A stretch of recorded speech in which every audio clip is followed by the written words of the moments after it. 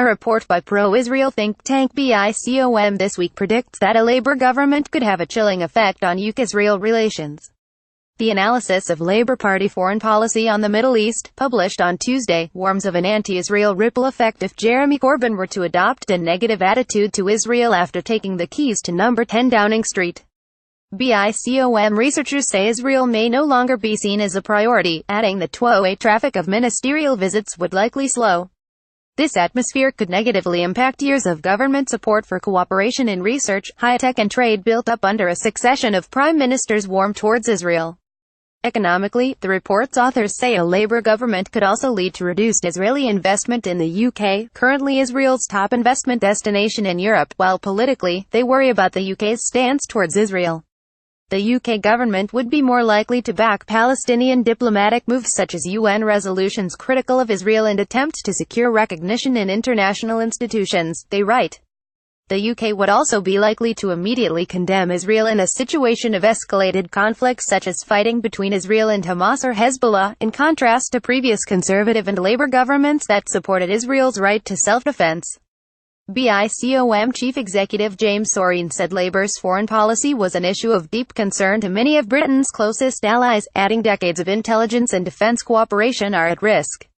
On fears that Labour would seek to engage Israel's enemies, he said if Labour move too close to Iran, Hamas and Hezbollah, this will undermine international efforts to fight terrorism and even limit the sharing of vital intelligence that saves British lives. Siding with the Palestinians would mean London losing its influence with Israel on the Israeli-Palestinian conflict, Sorin said, adding moves towards a boycott of settlement goods could provide a slippery slope to wider boycotts of Israel, and this would seriously harm Britain-Israel relations and impair an expanding trade partnership that creates thousands of UK jobs. Earlier this month, Shadow Foreign Secretary Emily Thornberry said she would happily buy Israeli produce but would not buy goods emanating from Jewish settlements in the West Bank. In response to the Bicom report, a spokesman for Jeremy Corbyn said Labour calls for a two-state solution and that the Labour leader's voting record showed he was more often right than wrong when it came to foreign affairs.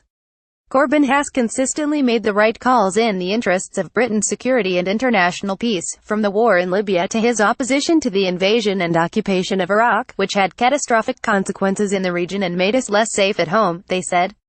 Labour has demanded an independent, unled investigation into evidence of violations of international humanitarian law in Yemen, including airstrikes on civilians by the State-Iled Coalition, a halt to UK support for the Yemen war and action to cut off the funding of terror networks from Saudi Arabia and allied states.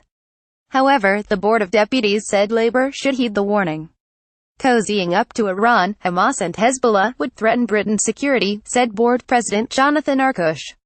Such countries and groups must be challenged, not indulged. He said it was up to Labour to convince British Jews that they are worthy of our support, adding the Jewish community made a clear difference in a series of tight marginal seats.